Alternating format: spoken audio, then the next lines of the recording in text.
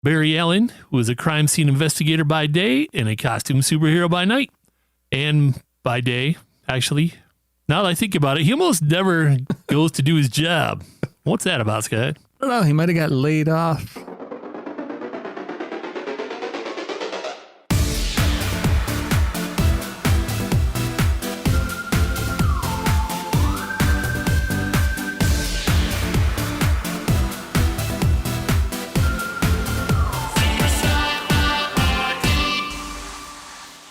Satellite uplink established.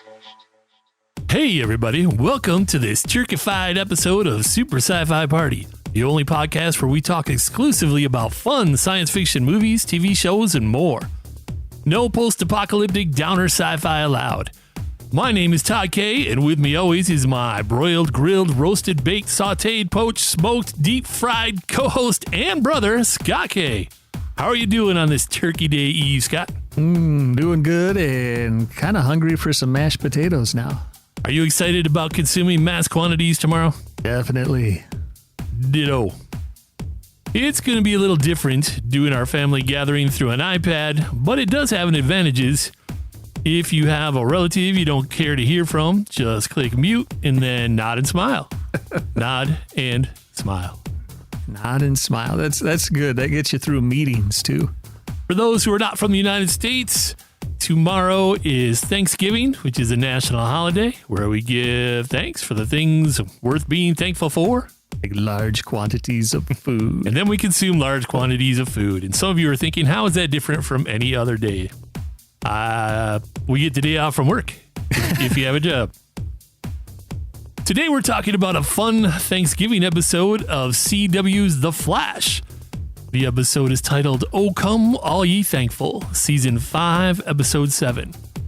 The Flash is the latest television incarnation of the DC comic character The Flash, who first appeared in Flash Comics #1 in 1940.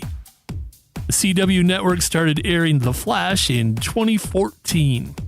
CW's The Flash is an American television show about Barry Allen, who is a crime scene investigator by day and a costume superhero by night. And by day, actually.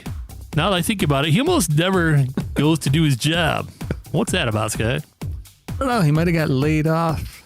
Oh, actually, seems like that did come up here or there in the show, but I forget what the rationale became. Fired briefly, and I don't know. We watch those shows for the superhero stuff, not for the other action.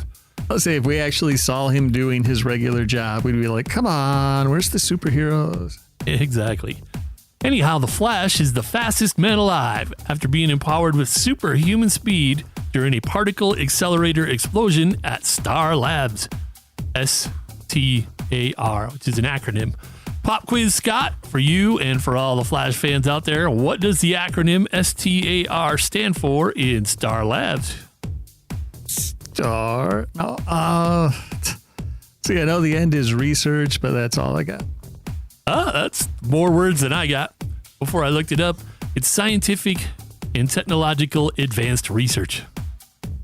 Sure sounds impressive, but since the only thing they do is act as the pit crew to the Flash, how the heck do they make money? I mean, it must take a fortune to run that operation, yet they appear to have zero sources of income. That is true. It is a giant scientific laboratory. It's huge. It's on like the scale of like IBM or something. It seems to have 4 employees and no products. And all the employees basically act as backup to the Flash. And they have money to build whatever they need, though. They can do all kinds of crazy experiments. They have a giant facility that looks like something out of Star Wars, and yet no money coming in. So we have developed a list called Top 10 Ways S.T.A.R Labs Could Make Money. Number 10, sell a line of Killer Frost frozen margarita mix. Nice. Number 9, create a Cisco Ramon hair care products for men infomercial. Number 8, have the Flash moonlight as an Uber Eats delivery person. Imagine the tips for instant delivery. I wish the Flash delivered to this address right now. Number 7, hold a win a date with Caitlin raffle. Ooh. Number 6, charge supervillains held in their prison $1 per visit for the use of a porta potty. Number 5, rent out their labs to adolescent YouTubers who want to do crazy science experiment videos. Number 4, sell top secret U.S. satellite access to the Russians so they can attack us in a nuclear first strike scenario and melt us all into piles of capitalist goo. Oh, that got dark. Dark indeed. Number 3, throw a high-tech hero rave. Number 2, create a biological cybernetic skin darkening machine so they can sell customers the fastest tan alive. And number 1, by actually conducting advanced technological research and developing useful products to improve the life of all mankind. Nah, they'd never do that. So there we go. Top 10 ways S.T.A.R Labs could make money. If you want to see that top 10 list for yourself, you can look it up on our website at superscifiparty.com. I really like that win a date with Caitlin idea. I am sky high for Caitlin. Then again, every major character in every episode looked like they were cast straight out of a modeling agency. I'm surprised they don't have Sexy Grodd yet. Nice callback. Give them a few more seasons.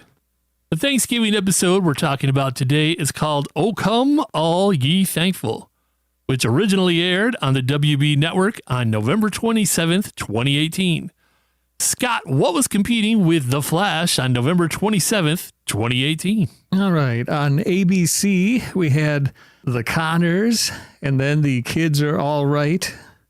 On CBS was Rudolph the Red-Nosed Reindeer. Fox had The Gifted. I'm trying to remember. I think that might be an X-Men spinoff. And NBC had The Voice. Now, can you imagine having to choose between The Voice and The Flash? No choice there. No, it would be The Flash every time. I mean, nothing's wrong with The Voice per se, and I do appreciate the fact that the singers are judged originally on their talent rather than their looks, but let's get real. The last thing the world needs is another singing talent show. No, I think the latest trend is to not even have contestants be able to win, just celebrities singing. Oh, the masked singer? Yeah, I never did understand the reality shows where they just go all celebrities and then there is no actual chance to win anything. It's just, well, the celebrities are still rich. They make the craziest guesses on that show. Oh, yeah. If you haven't seen the show, it's a bunch of people come out in a big costume so you can't see who they are, and then they supposedly sing a song, but if you know anything about sound, you know that they're not singing that song live because they have they're wearing a 25-pound bird head costume right over their face, and then they're holding the microphone up like the voice is just coming through some little hole or something. It's not. I mean, could you imagine the chamber that it would create if you were doing that? No. Welcome to the phone. I'm going to sing now. Yeah. It's clearly pre-recorded, hopefully pre-recorded live, but who knows? They might have touched them up. They probably added auto-tune, whatever. And then the big thing is guess who it is. And I love how their guesses are so crazy high on the celebrity scale compared to the type of show it is. It was like, oh, it's Rihanna. Oh, it's Lady Gaga. And you're like, okay, neither one of those people would ever be on that show. I think I heard them guess Elvis once. Yeah, exactly. Someone that's been dead for decades. Well, they showed us this pan over the dressing room and there was a ghost in the background. It's Elvis. And then it always ends up being like Danny Bonaducci's son or something. You're like, oh, what? Who the what? Danny Bonaducci's son. Exactly. Anyhow, this episode of The Flash was written by Jonathan Butler and Gabriel Garza. It was directed by Sarah Boyd. And this episode stars Grant Gustin as Barry Allen, a.k.a. The Flash, Candace Patton as Iris West Allen, Danielle Panabaker as Dr. Caitlin Snow / Killer Frost, Carlos Valdez as Cisco Ramon, Jessica Parker Kennedy as Nora West Allen, a.k.a. XS, Chris Klein as Orland Dwyer, and Tom Cavanaugh as Sherlock Wells. Sherlock. Not Sherlock. Sherlock. Well, they actually had it spelled online as SHERLOQUE. Whoa. I'm like, okay, sure. Now, something you have to understand about The Flash on the WB is that the plot lines tend to get complicated. Like crazy complicated. Like scientist superhero time traveling through a complex multiverse of near infinite alternate realities complicated. If I have one major criticism of The Flash, it's the crazy complicated time traveling storylines. My tastes are simple. I like the villain of the week format. I don't need a complicated season-long villain that ties into series-long time travel paradoxes. I'm happy with, oh look, a new villain with cool new superpowers that we have to fight. What about you, Scott? No, I would agree with that assessment. The first few seasons of The Flash, they stuck far more to that model. And then somewhere around season 3, they suddenly changed to the model of, all right, we're going to introduce the season-long villain. This villain is going to get the best of the heroes for every episode until the very last one, the finale of the season. Thankfully, they throw a few breaks in here and there. They'll have an episode where some other outside villain comes to fight. But yeah, they pretty much, in the early days, The Flash was the best superhero show on TV, in my opinion. Because they had kind of villain of the week and they threw in some humor. And so if you toss in some humor, that's all I need. Villain of the week, toss in some humor. And at its best, The Flash delivers exactly that. In this episode, we get a mixture of the two styles of storytelling. There is an A story about the villain of the week and a B story about the tragic origins of the season-long villain with a bit of time travel angst tossed in for flavor. Angsty flavor. And the B story shown all in flashback. Yay, flashback. Since Super Sci-Fi Party is a podcast about fun sci-fi, we're going to concentrate almost entirely on the A storyline. Woohoo! There's a villain of the week and a Thanksgiving party. Doesn't get better than that. We're going to skip most of the backstory of the season-long villain, which is told through a series of tragic flashbacks. I guess because this show actually started, they had the Flash appear as a character in 2 episodes of CW's Arrow, and he was only supposed to be that, but he proved to be so popular that they actually created a pilot and then a series and so on and so on. And Arrow, as you might know if you've watched that show, exists, 70% in flashback or at least 50%? Yeah, they watched way too much of the show Lost. See, I've never watched Lost, so that's what they were imitating. Yeah, it kind of pioneered here's a little bit of the current story, and then 90% of the episode is going to exist in flashbacks. I just really don't care for flashbacks that much. I want to see the action as it's happening. Like I said, we're going to skip most of the backstory of the season-long villain, but I'm going to make an exception right at the top. Oh, and that alert indicates one of my top 3 fun moments of the episode and how sweet it is. Well, I want to be kind here, but it's difficult. The season-long villain is called Cicada, and he's played by Chris Klein, who is best known for playing Oz, who is the nice guy in American Pie. I really liked him as Oz, and I've liked him in other roles I've seen him play. But I have to be honest, Chris Klein's acting in this episode and the whole season is so crazy over the top that William Shatner himself would laugh out loud at his overacting. It's one of those so bad it's good situations. Oof. He even does an over-the-top villain voice that would embarrass a Hanna-Barbera villain. I'm assuming some director early in the season pushed him to go as over-the-top as he possibly could. All I can say is it will definitely bring a smile to your face when you see it. That's one of my top 3 fun moments of the week. It's just Chris Klein. Yeah, I almost said Chris Pine. That's a whole nother sci-fi thing. Chris Klein's extreme overacting as Cicada on The Flash. It's almost as if he's trying to channel Batman as he's talking. I'm Cicada. But he goes even worse than that. I mean, he's yes. I will kill you all. Bad acting is a favorite moment. I like it. Well, like I said, it's so bad it's good. It made me smile and laugh. So I was like, this is fun. Anyways, the story begins Thanksgiving preparations are beginning at the West Allen home when suddenly an alarm goes off at S.T.A.R Labs, indicating a dangerous power surge at a plant downtown. Oh, but that alert indicates one of my top 3 fun moments of the episode. The second, as it were. Boy, I'm getting these out of the way right at the top of the show. As Barry, Iris, and Nora start prepping Thanksgiving, Iris is talking to her daughter Nora, who is back from the future for the season, because that kind of thing happens on The Flash. Iris tells Nora, you know, the West Allens have never missed a Thanksgiving. No guerrilla army, no evil speedster, no giant wormhole in the sky could ever break that streak. And I just love that quote. That's awesome. I think it's fun. You never think about superheroes gathering for a party and then listing off all the crazy things that have happened to them just in a giant list. I kind of wish our Thanksgivings had been like that.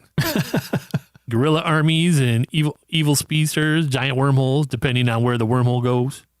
As long as we have these superpowers to combat them, sure. Anyway, it highlights some of the fun of The Flash, and that's why it's one of my top moments of the episode.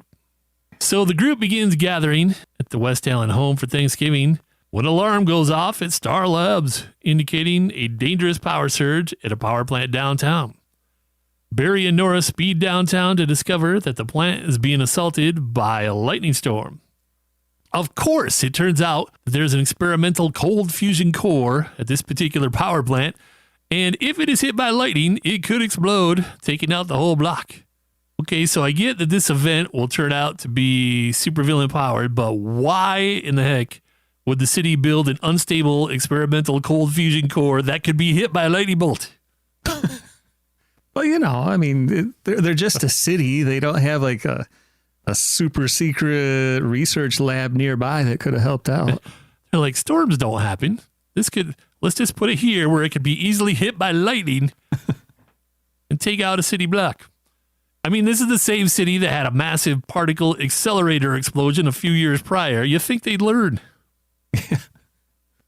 Anyhow, super speedster Nora, known as XS, evacuates the workers while the Flash races against lightning to grab the fusion core. As you might expect, the Flash grabs the core just in the nick of time, but he also takes the lightning hit, causing his heart to stop. XS freaks out and repeatedly uses her own lightning burst to restart her father's heart. Since Nora is Barry and Iris' daughter from the future, in a timeline where Barry's missing, she is only used to reading about Flash's heroic deeds rather than facing the reality that her father often risks his own life to fight evil. Realizing that her father is vulnerable, she becomes very upset. I could see that if you had to restart your father's own heart with your lightning powers. Nah, it wasn't that traumatic. Oh, that's right. I forgot last summer at the barbecue. Yep. Had to build up a lot of static electricity and put on my sweatpants. Get that inner thigh friction going. The team analyzes the lightning storm and determines that it likely comes from supernatural origins. Most likely from their old enemy, Weather Wizard, but he is still in super prison, so they plan to go check on him. During a break in the action, the scientific side of Team Flash decide they've each had a bad year, and thus they will not attend the Flash family's Thanksgiving celebration. Oh, and that alarm indicates that this is one of Scott's top fun moments of the episode. Take it away, Scott. Yep, it was at a spot where we come back from the B storyline, and Cisco and Sherlock Wells are having a conversation about Thanksgiving, and it comes in with Wells saying, "I don't understand. Explain again to me what the difference is between this day and every other day in America." And Cisco replies, "It's a holiday when we all get together and celebrate and eat a ton of food, like gross amounts." Wells interjects, "Again, what's the difference between this day and every other day in America?" And then you hear Cisco say, "Well, that's legit." Every day. I just found that very funny. I'm like, yes, that is Americana. The Flash, Nora, and Iris go to the super prison to check on Weather Wizard and discover that he is indeed still in his cell. Suddenly, a large hole is blown in the roof by a cyclone, and a young woman in a supervillain costume lands near them. The woman uses her staff to blast the guards with the air, knocking them down, also knocking down the Flash in excess. The woman announces that she has arrived to free her father, who is Weather Wizard. The Flash immediately super speeds into Weather Wizard's cell and whisks him away to the other super prison inside S.T.A.R Labs.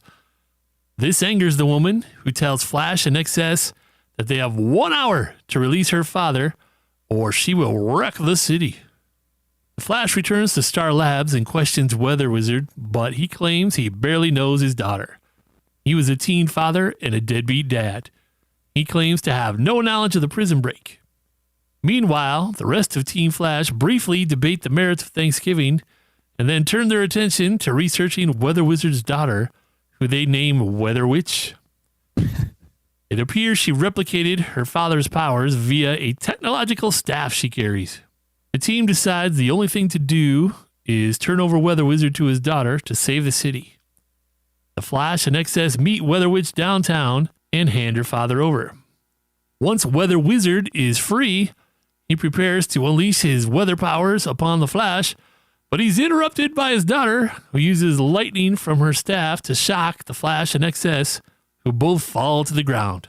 Then, out of nowhere, Weather Witch suddenly causes a large Hummer SUV to fall out of the air, crushing her father. Oh, and that alarm means we're on another of Scott's top 3 fun moments of the episode. Yep, I just like the drop a truck on him. I mean, it's kind of in the true spirit of a family gathering. You know, we have the reunion of a father and daughter between Weather Wizard and Weather Witch.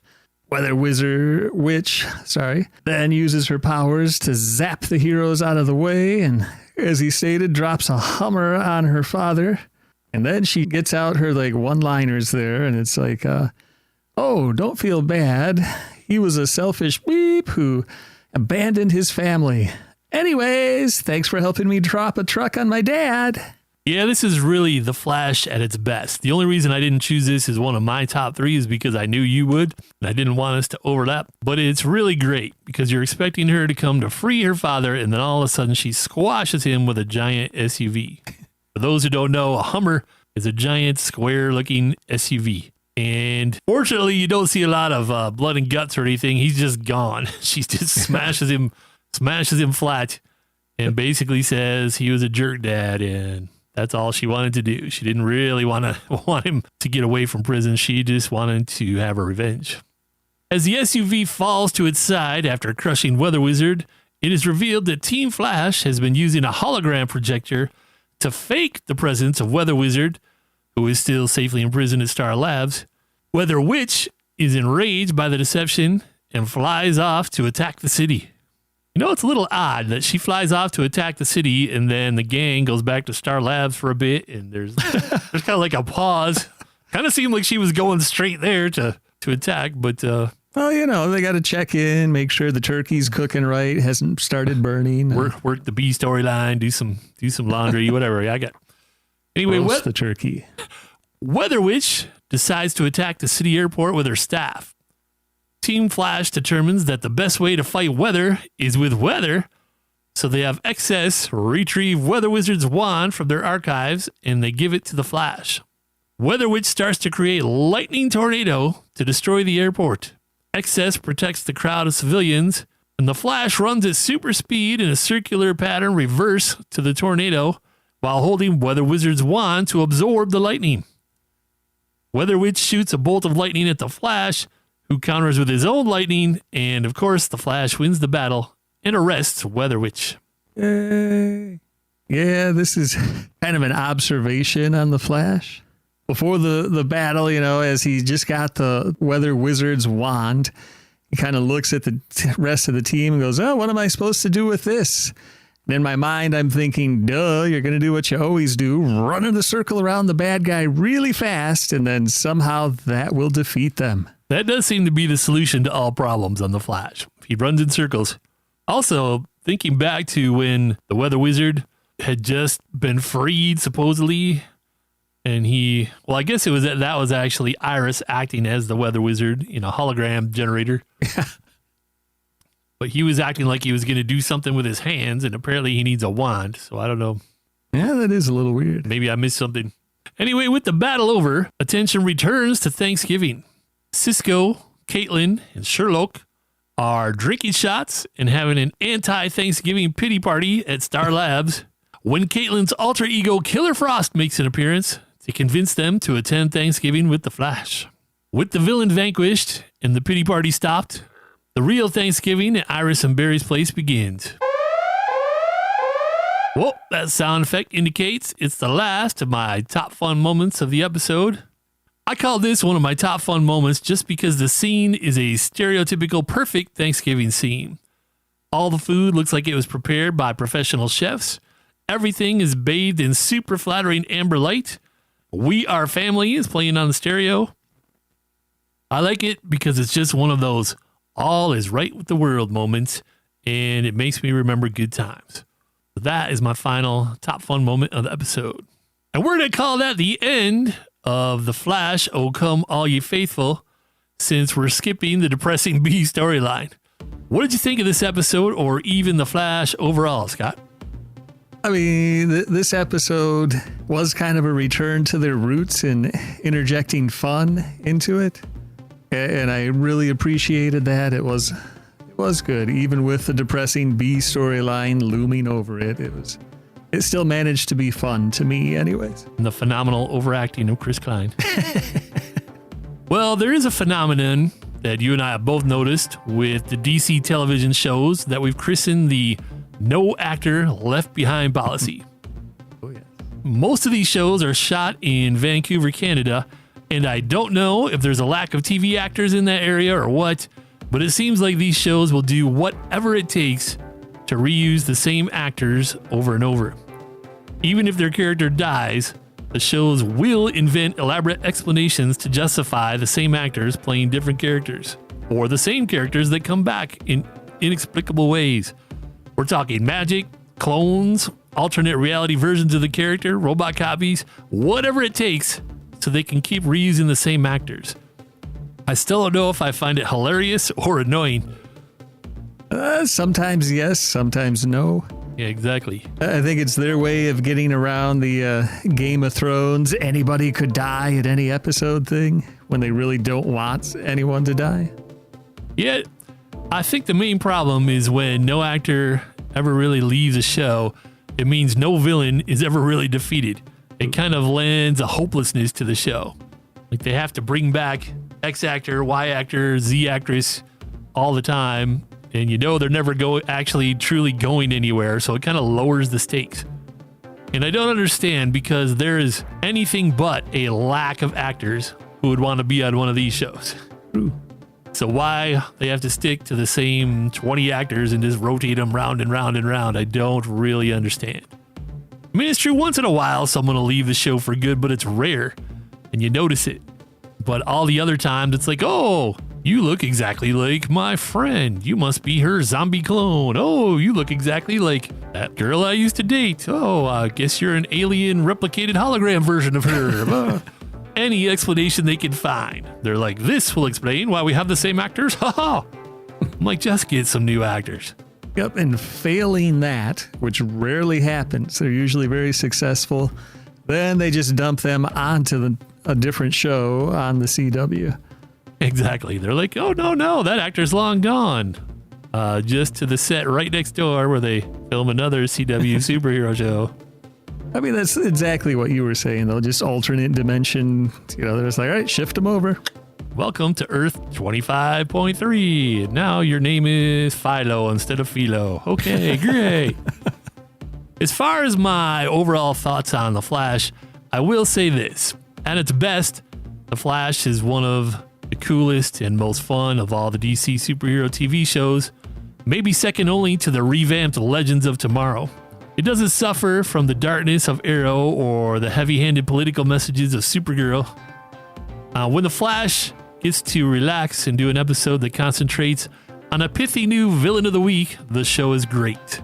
The problem is that The Flash spends a lot of episodes on overly complicated time travel, multi-universe muckity-muck, and repetitive season-long villains.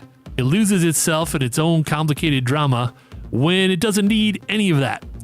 Team Flash has engaging, hip, humorous characters, and if the writers would get out of their way and stop trying to do Shakespeare, the show would truly be great and truly fun all the time instead of just sporadically. Well, that about wraps it up for this high-speed stuffing and gravy episode of Super Sci-Fi Party. We will return in 2 weeks when we'll bring you our first of 2 sci-fi Christmas-themed episodes for 2020. Believe me, you don't want to miss it. For Super Sci-Fi Party, I'm Todd Gay. I'm Scott K. And in the immortal words of Doc Brown, the future is what you make it, so make it a good one. Happy Turkey Day, everyone.